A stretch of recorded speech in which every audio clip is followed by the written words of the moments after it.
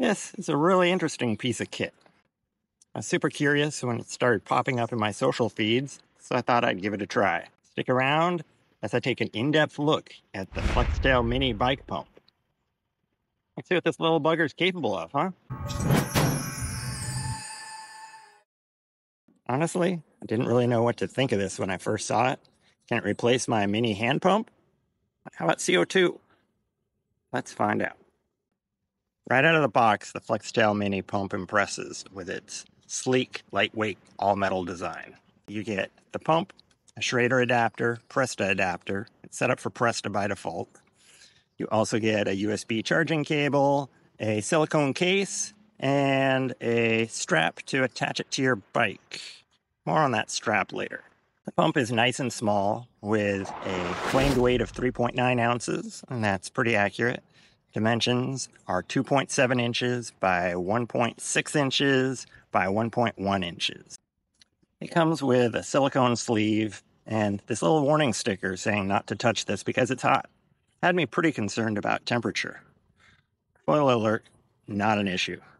I threw away the silicone sleeve almost immediately and I've had no issues.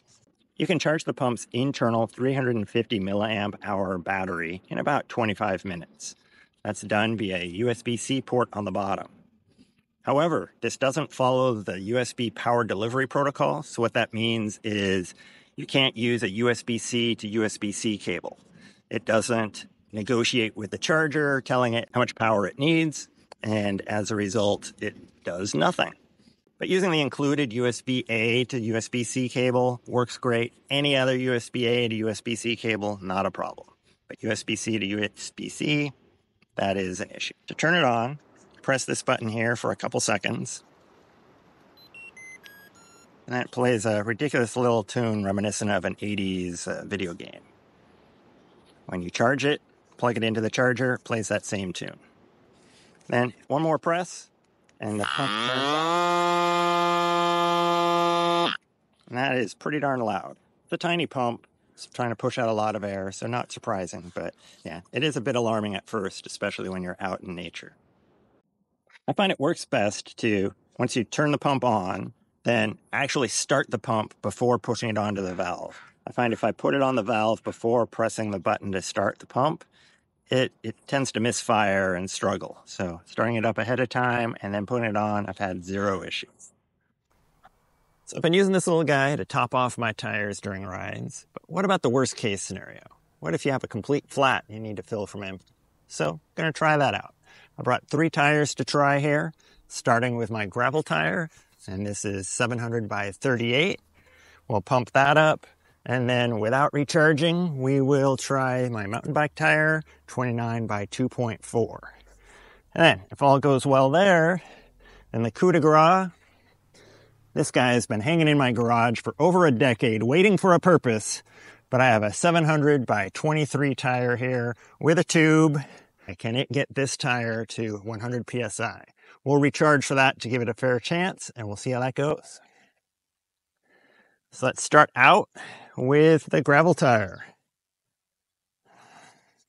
Turn on my pump. It is flat. Let's see how it goes.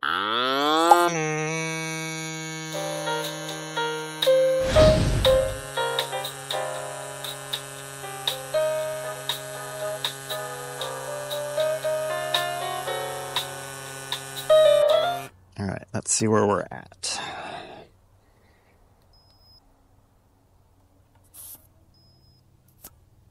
Only 24 PSI. Got a ways to go. The goal is 35 on this guy.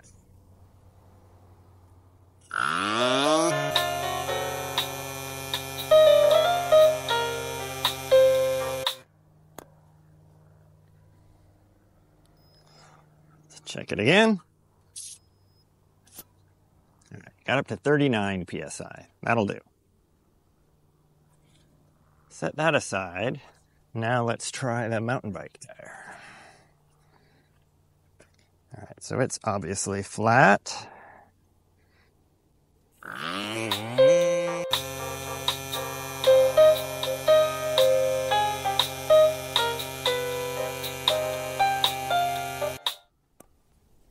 All right, The goal here is 22 psi. Only 17.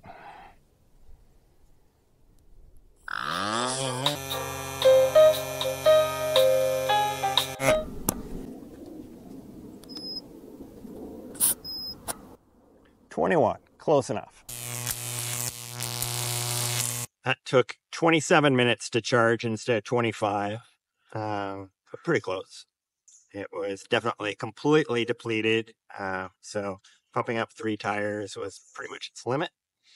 But now that we're back, let's try to get this bad boy up to 100 psi, or see how high we can get it. All right, it's definitely flat.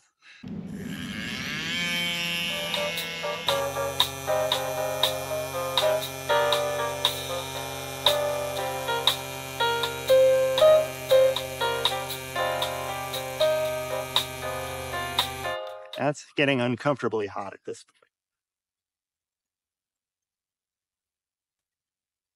point. 96. Close enough. I'm going to call it here just because it's really hot and this tire is so cracked it looks like it's about to blow at any second. I don't really want to do that. So there you go. You can pump up an old school tire, definitely pump up new school. Now, I'm pretty lazy, so oftentimes I'll take off on a ride without ever bothering to check my tire pressure. Sometimes this comes back to haunt me. Now that laziness kicks in again because I don't really want to stop and deal with a hand pump to pump up my tire. So I'll usually just keep riding with it at a suboptimal pressure. You know, I could use CO2, but it's not really CO2 worthy. This pump kind of solves that problem. I'm willing to stop and take a couple seconds to add some air with this. It's reusable, so it doesn't have that CO2 problem. So I've been carrying it around in my bag for a while, or when I don't have bags, throwing it in a jersey pocket. It's that small. It's easy to bring. Now, will I bring it bike packing? That's still to be determined. I haven't taken a trip yet since I got this, so, we'll see. I think it's going to make my kit. It's pretty small, pretty light, and super handy. So, yeah, it'll probably join in the kit. It's faster than a mini hand pump. Nowhere near as fast as CO2. CO2 is by far the winner in speed. But this, it's reusable, won't freeze my sealant.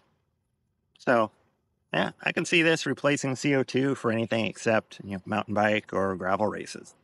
Real quick, if you're finding this video useful, click like and subscribe down below. It really does help out the channel. Thank you. As handy as this little sucker is, there's one thing on my wish list, and that's a pressure gauge.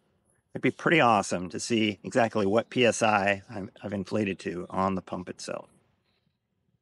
Really, there's no feedback as you're inflating a tire to really understand where you're at. With a normal pump, you can feel the resistance growing and kind of get in the ballpark of the pressure you're looking for. This, I just have no idea. All I can do is the classic tire squeeze test, and we all know how accurate that is. The only real head scratcher with this thing is how they suggest you mount it to your bike. They include a hook and loop strap. Expect you to wrap it around the pump and your seat post or something and attach it to your bike that way. There's no way, unless you're riding an endless sheet of glass, that this thing is going to stay on your bike for any length of time. Fortunately, it's small enough that it can fit in pretty much any bike bag or pocket, so that's what I do. The Flextail Mini Bike Pump is a pretty handy device. It's a small, lightweight, hassle-free solution for on-the-go inflation. What more do you need from a pump? Well, that's it for today.